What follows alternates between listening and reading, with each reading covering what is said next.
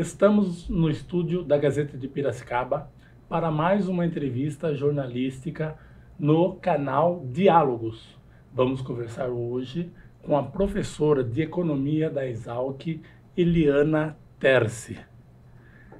Ela integra a equipe de professores que desenvolve o Observatório da Região Metropolitana de Piracicaba, um boletim periódico com análises do cenário econômico dos 24 municípios da RMP.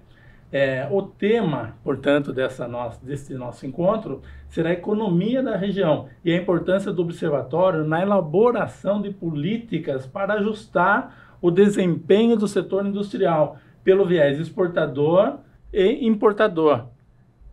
Tudo bem com você? Tudo bem, é um prazer estar aqui com você, Romualdo. A gente se conhece até há um bom tempo, né? Nossa, com certeza. Eu fui professora da Unimep muito tempo e aí a gente se conheceu lá, né? Conheci o seu marido, né? O Jefferson. O Jefferson Goulart, sim, sim. É muito legal, inclusive, estar dialogando com pessoas que são familiares, porque a gente fica mais leve. Com certeza, com certeza. Nós vamos, então, entrar nesse assunto, região metropolitana de Piracicaba, que ainda soa um tanto quanto estranho, acredito eu, para a maioria dos piracicabanos, né? Numa conversa informal que nós tivemos antes do início desse diálogo, você observou uma coisa muito importante. Olha, a economia da região já se desenvolve, existe um desempenho acontecendo e a RPE, Região Metropolitana de Piracicaba, entra com um novo conteúdo, né? Não sei se é um conteúdo novo ou não. É isso que a gente, inclusive deputados, estão tentando ver qual é o conteúdo novo para essa região. Ela sempre existiu, é aglomerado. Hoje tem uma nova configuração jurídica. Como que você analisa esse cenário? Então, na verdade, né, como eu estava dizendo para você, espontaneamente as atividades econômicas elas acabam polarizando vários municípios em torno delas mesmas, né? Porque elas demandam mão de obra, elas demandam atividades acessórias. Então, Piracicaba, por exemplo, que se consagrou como uma região canavieira, a produção e toda a logística, as atividades correlatas não ficavam restritas a Piracicaba, ela se espraiava pelos municípios do entorno, né? A oportunidade da região metropolitana, quer dizer, a própria região de Piracicaba, que acabou se diversificando essa produção, né? A indústria se diversificou, hoje a gente tem até um polo automotivo. E na verdade, esse interior, né, paulista, ele é muito rico em virtude da própria malha rodoviária que ele reúne, né? Então, a oportunidade de criar a região metropolitana, aí unindo, né, as sub-regiões de Rio Claro e Limeira, além de Piracicaba, e contendo, né, municípios, cidades médias que têm uma pujança econômica maior, é importante porque você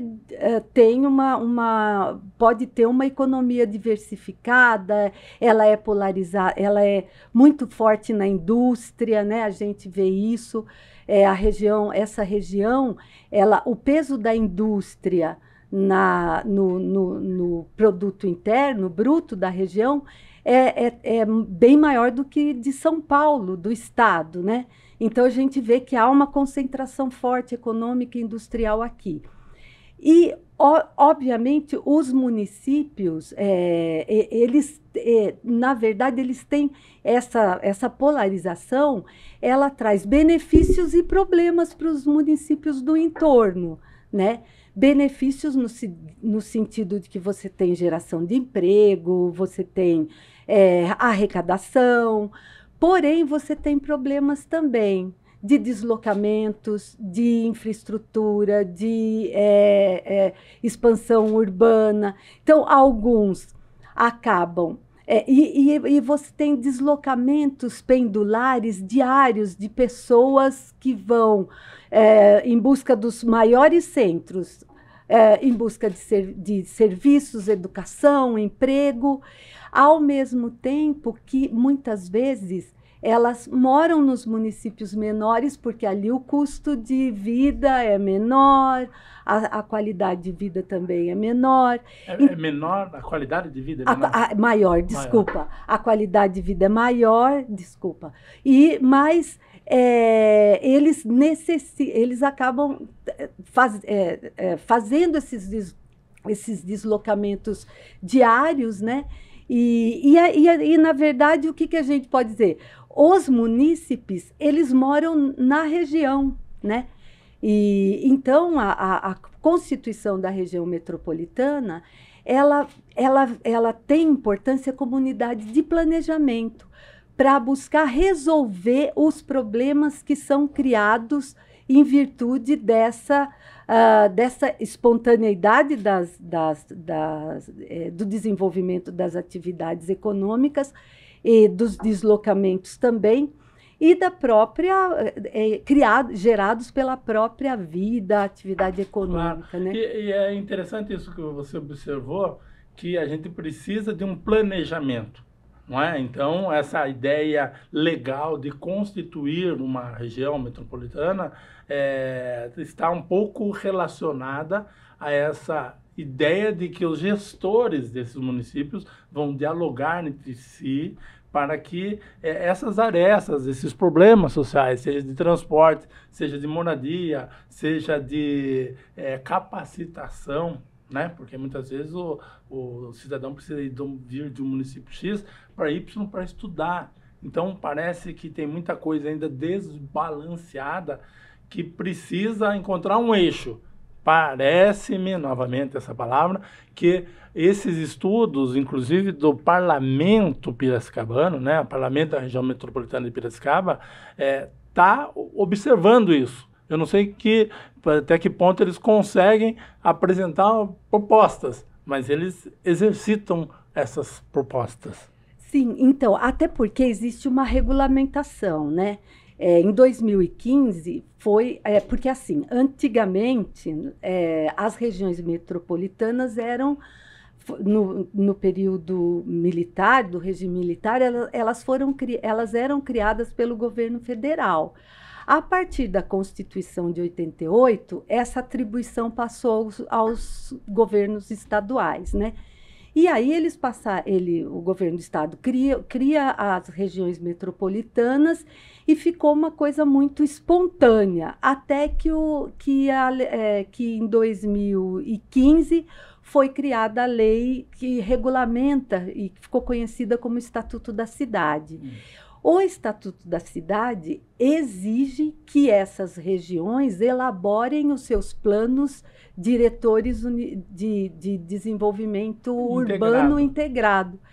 E aí, até em 21, o governo do estado constituiu, através da FIP, uma instância de planejamento para a constituição desses planos, né? Porque são várias regiões metropolitanas. Então, a FIP foi contratada para elaborar um diagnóstico e elaborar esses planos. Qual que é o objetivo do plano? É exatamente identificar as sinergias e as vulnerabilidades da região, né, das regiões metropolitanas, para que possa, através desse planejamento, definir as funções públicas de interesse comum, integrado, né? E aí, qual que é a importância? A importância é identificar os problemas, identificar as sinergias, as oportunidades, né? E concretizar ações integradas e conjuntas, que pode potencializar também o financiamento, né? Então, a importância disso é que agora, na verdade, ainda, porque os planos eles foram elaborados, coincidiu com o período da pandemia. Então, as audiências públicas foram feitas de forma remota. Então, a participação foi bastante limitada, né? Precária, né? Precária em virtude disso. Então, você teve algumas audiências públicas a partir dessas sub-regiões, né? Piracicaba, Rio Claro e Limeira, mas imagina-se que o envolvimento da comunidade, que a ideia é que você tenha a Constituição de 88, ela prima pela participação democrática, para que o planejamento envolva os atores e agentes. Isso é fundamental, porque gera compromisso também, né? Porque o PDUI, né? Isso. Ele tem um esboço dele ainda tramitando, não é isso? Exato. É um esboço. E, por isso, talvez, esse estranhamento social por algo que eles conhecem pouco.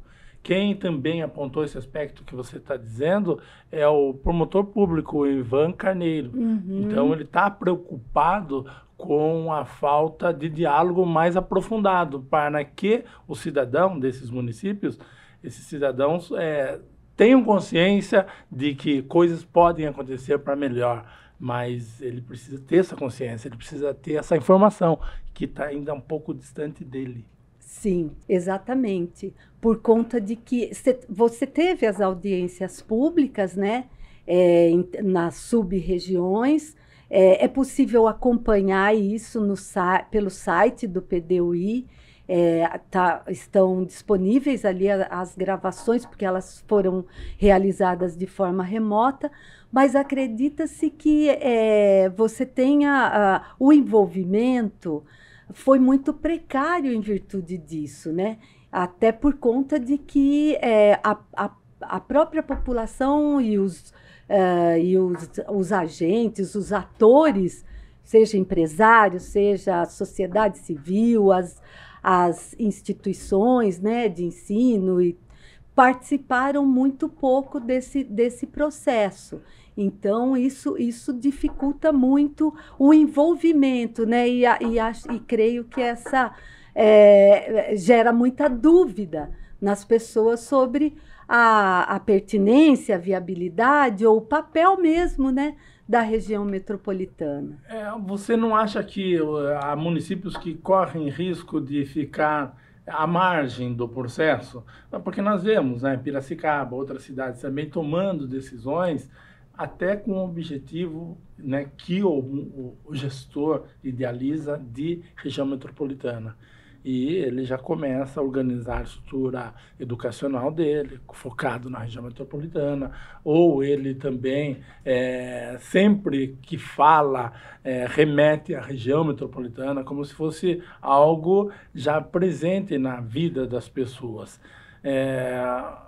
Mas nós temos ainda um nível de informação, de dados na região metropolitana de Piracicaba bastante precário.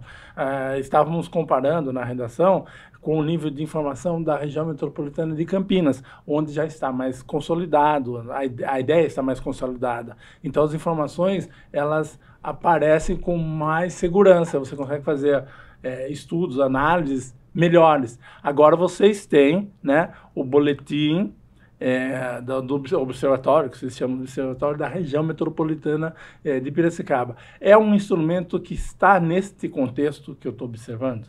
Então, o que a gente tem feito, então, esse é o objetivo do observatório é justamente municiar os gestores, né?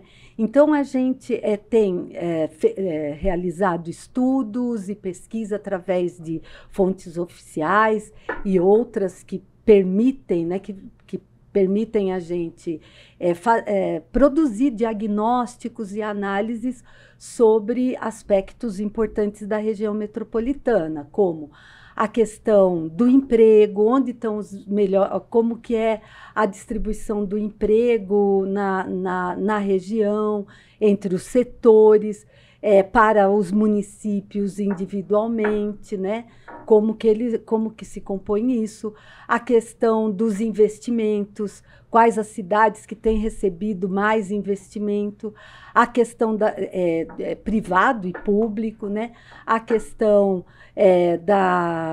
também das exportações e importações, que permite a gente conhecer também, através das exportações e importações, a gente consegue conhecer a estrutura industrial também do município, né? Da região. E uma coisa que a gente levantou muito recentemente, porque isso tem sido uma coisa importante, por conta de que a ideia da Constituição da região metropolitana também é para resolver problemas, né?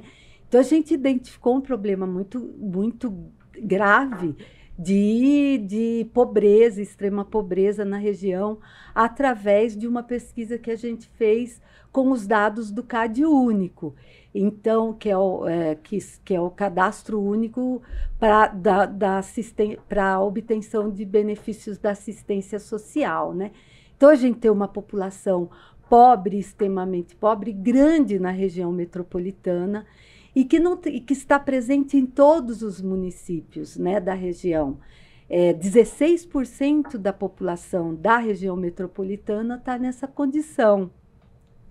Então, expressivo, sendo que tem municípios que atingem uma porcentagem bem maior que essa, né? E é invariável, tanto pequeno como grande, os grandes municípios, as cidades médias também têm esses carecimentos, né? Então, isso tudo a gente disponibiliza, o Observatório tem um site, a gente produz, também divulga, não só no site, porque muitas vezes esse acesso, o site é lotado na USP, né? Na incubadora de sites da USP. Mas como a imprensa tem muito mais acesso, então a gente dá muito mais acesso, a gente tem disponibilizado esses boletins para a imprensa, então, e a imprensa tem divulgado, então acho que isso dá mais visibilidade, tanto para as questões positivas como as negativas da região metropolitana, né? Agora, o que eu entendo é que a gente precisa criar uma cultura colaborativa e de gestão colaborativa, né? Porque você estava alertando. Será que alguns municípios não vão ficar de fora? Aí que está. E depende da vontade política dos gestores para envolver, buscar a colaboração e trabalhar de forma compartilhada. É óbvio, eu acho, a lei, o Estatuto da Metrópole, ela gera esse compromisso, sabe? Porém, obviamente que entre o que se regulamenta e o que se pratica, tem uma distância grande que envolve essa vontade política. Inclusive, né? A nossa cultura é da emenda parlamentar. A cultura da emenda parlamentar é o oposto, digamos assim, à cultura da região metropolitana. Em certa medida, sim, porque você não dialoga, você não estabelece compromissos e acordos a partir de negociação, né? Eu acho que é um problema mesmo. Porque o parlamentar, digamos assim, ele está preocupado com o nicho eleitoral dele e direciona para aspectos ali, que vão ser desenvolvidos ali. Evidentemente, o nome dele vai ser salientado, mas ele precisa pensar na região metropolitana. No entanto, esse dinheiro, ele entra de forma diferente, né? Ele entra para um fundo, não é isso? Exatamente, E aí, então, para obtenção desse fundo, existem regras, né, a serem cumpridas. Então, acho que é nesse sentido, quando você condiciona a disponibilização de recursos a regras e transparentes e claras, isso também, de certa medida, também gera compromisso, né? Obriga a que a gestão seja mais compartilhada. Então, eu até fico em dúvida, esse fundo, ele vai conviver paralelamente à emenda parlamentar? Né? Então, quer dizer, a pessoa vai continuar fazendo o jogo político dele, né, da imagem dele, se projetando pessoalmente, e, ao mesmo tempo, tem uma região metropolitana carente de recursos que precisam ser partilhados de acordo com projetos locais, né? Digamos, cada seu município com seu problema, que esse fundo deveria ajudar a solucionar. Parece que é um desperdício de recurso quando se pensa no raciocínio de coletividade. Sim, então, porque, na verdade, o objetivo é exatamente potencializar o uso de recursos. Porque, ao invés de cada município resolver, por exemplo, o seu problema dos seus resíduos sólidos, do seu aterro sanitário, você pode fazer isso compartilhadamente na região, porque muitas vezes as soluções para um município gera problemas para o outro, né, para o vizinho. Então você tem as fronteiras entre os municípios são muito estreitas e compartilhadas. Então a ideia, o objetivo é exatamente esse, de pensar soluções compartilhadas para problemas comuns, né? A questão do uso dos recursos hídricos, do saneamento, dos resíduos sólidos, então do transporte. Por exemplo, esse é um outro problema, né? A gente está falando, você tem deslocamentos diários, é só olhar logo de manhã as principais vias de acesso, principalmente as cidades médias, né, da região. O que se vê é um fluxo, um tráfego intenso, e aí a questão a se colocar é o seguinte: será que se a gente tivesse transporte coletivo de qualidade, com disponibilidade maior e acessíveis do ponto de vista também econômico, será que a gente não teria um tráfego menos intenso, problemas menos intensos de estacionamento, porque o que prevalece é o transporte individual, né? Que é caro para todas as pessoas.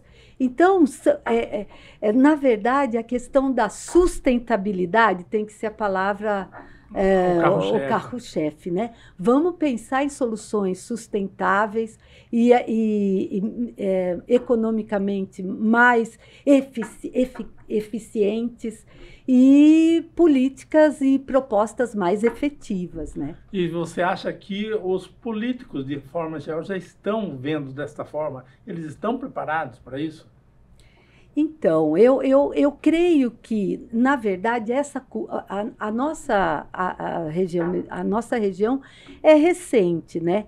Então, eu não tenho acompanhado muitas ações no sentido de implementar, dar sequência ao plano, debater, e buscar implementar esses recursos, né? Desenvolver projetos coletivos, né?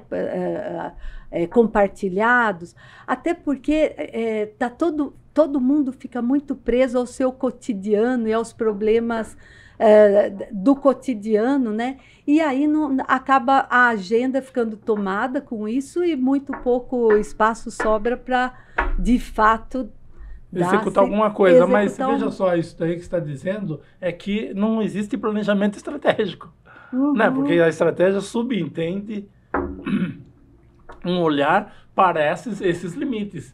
sejam esses limites de profissionais para desenvolver alguma coisa, como vai ser desenvolvida essa alguma coisa nesse projeto.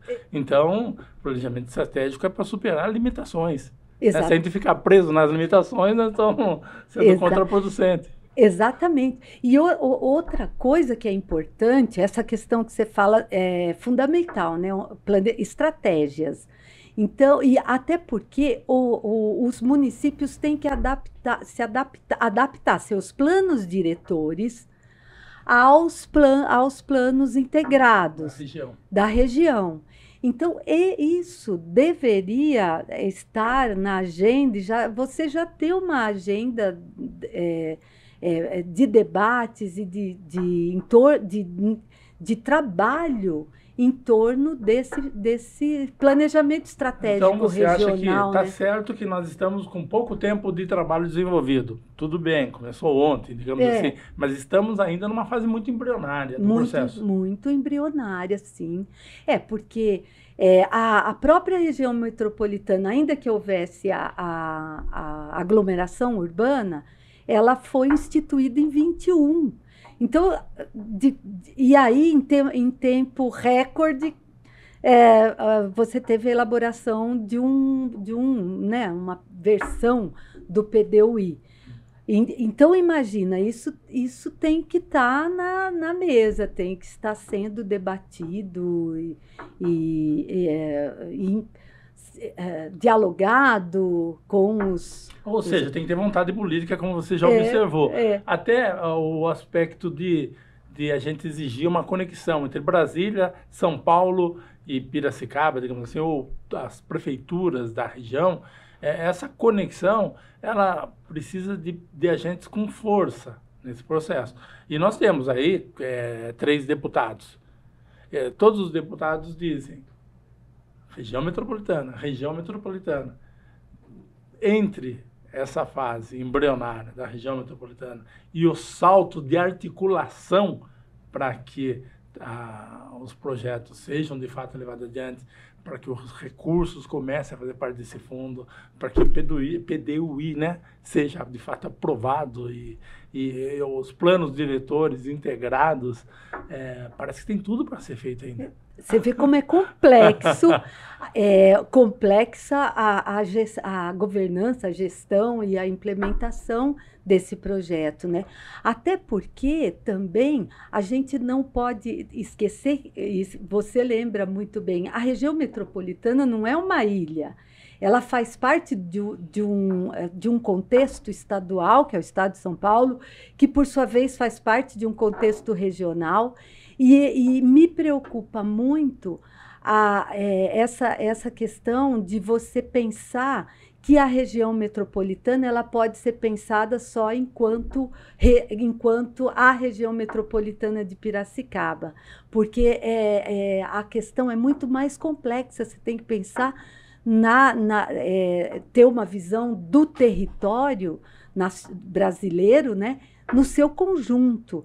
Então, como que a região metropolitana e seus projetos vão integrar o projeto do Estado de São Paulo e o projeto do Brasil, que país, né, o projeto nacional. Há muito que a gente também não tem esse projeto nacional, né? Então, mas se a gente, na ausência dele, a gente a gente estimula a guerra fiscal, que é um perigo também, a guerra de localização. Então, as cidades, ao invés de colaborar, as regiões metropolitanas, ao invés de colaborar, elas vão passar a competir, e isso é muito negativo para o território como um todo. Porque você não pode pensar nas regiões isoladas. Então, é preciso, aquela coisa que a gente estava conversando, é preciso pensar numa cultura compartilhada, né, numa proposta compartilhada, numa estrutura integradora. Isso muda o conceito de vivência política, inclusive, né? Porque você não tem ninguém tocando nesse aspecto. Olha, precisa mudar conceitualmente o nosso jeito de olhar para as cidades e de agir perante os munícipes. Então, a cultura, eu acho que é muito forte isso daí, ela não teria que ser mudada antes, ter um trabalho forte nisso antes. A gente vai nessas cidades e percebe que elas continuam desconectadas, cada um tomando conta do seu dia a dia, cuidando do seu dia a dia, que é natural, tem que sobreviver. Sim. Mas então está faltando uma força pensadora que esteja nesse plano nacional, mesmo no município, que olhe para esses aspectos de integração de regiões metropolitanas e de Brasil. Né? Você vê aqui, até de Campinas nós estamos isolados. Agora, o Tarcísio Freitas tem se aproximado para um diálogo nesse sentido. Não sabemos se isso avança ou não. Uhum. Então, eu acredito que essas formulações integradas, elas precisam trazer a participação dos municípios, porque essa é uma ideia que está na Constituição, né, de 88, que é a instituição de mecanismos participativos e de envolvimento. Então, se você... de pertencimento, de pertencimento. Né? Você faz um plano nacional que não envolve lá o município, você mantém essa cultura do do não comprometimento. Então, eu sei que é difícil, é complexo, mas tem que ser criado, né? Tem que ser implementado, tem que se buscar esse diálogo. Inclusive, no Brasil, nós não temos só uma região metropolitana, nós temos já muitas, né? E temos a de Curitiba, que eu acho que está bem avançada. Não sei se está mesmo, mas pelo poucas vezes que eu fui até lá, eu percebi algo como fundo, né, do contexto local, uma organização. Uhum. Tem regiões mais avançadas, mas na verdade essa questão que ela é muito recente, né? Essa ideia da constituição das regiões metropolitanas. Então, a gente até tinha... há umas descontinuidades também que são muito prejudiciais. A gente tinha a empresa de planejamento do Estado de São Paulo, que foi uma coisa estranha, porque ela foi desativada, e aí você tem a constituição das regiões metropolitanas. Era uma instância de planejamento, né? Aí você teve... Então, as coisas são anda num solavanco. Elas regride e avança, regride e avança. Então, isso também gera descontinuidades e gera problemas, né? De gestão, de governança, de planejamento. Então, são coisas da nossa cultura mesmo política. Para sintetizar, a gente conseguiria dizer que a ferramenta é muito boa, mas o profissional precisa aprender a usá-la. A gente precisa aprender, né? A ver as formas, inclusive assim, a gente vai aprender também com a experiência da construção dos mecanismos, como viabilizar a participação, como implementar os projetos. Então, eu acho que é bem isso mesmo. E estamos esperando o empurrão de alguém também que venha e fale assim, isso aqui eu vou dar uma ajuda. E tenha força para isso, no sentido técnico, né? Que seria alguns órgãos de São Paulo, né? Que já são voltados para a região metropolitana, bem como políticos que tenham essa vocação já um pouco mais desenvolvidas. Eu acho que tem que dar corpo, dar forma, dar sustentação para a implementação desse projeto, né? Dessa proposta. Legal. Agora tem 1 minuto para suas considerações finais. Bom, então eu gostaria de agradecer imensamente essa oportunidade, né, de estar aqui falando de uma coisa tão importante, porque eu acho que a pesquisa e o trabalho da universidade ele tem esse papel, né, ele cumpre esse papel e a gente está buscando de fato isso, né, através do nosso trabalho, da nossa pesquisa, disponibilizar informações, disponibilizar estudos que sirvam para os gestores públicos desenvolver políticas públicas no âmbito da região metropolitana, dos municípios, e na busca de solucionar problemas, principalmente reduzir as desigualdades, né? Que há muita desigualdade entre os municípios, e principalmente os problemas que a própria gestão econômica, que o desenvolvimento gera, né? Como as questões, os problemas de hídricos, os problemas ambientais, os problemas sociais. Então, esse é o nosso papel e a importância desse trabalho que a gente está desenvolvendo no observatório. Tem um endereço? Então, ele é lotado na Exalc. Na verdade, a gente desenvolve uma plataforma, tem o site, OES-RMP. E a outra forma de divulgação, a gente tem divulgado também esses boletins nas redes sociais, através da imprensa, né? E estamos à disposição também para maiores informações e disponibilizando também nossos estudos. Então, encerramos aqui mais uma edição do projeto Diálogos, né, em que conversamos com a professora Eliana Terce, de Economia da Exalc, sobre os desafios, digamos assim, da região metropolitana de Piracicaba. Muito obrigado, Eliana. Eu que agradeço.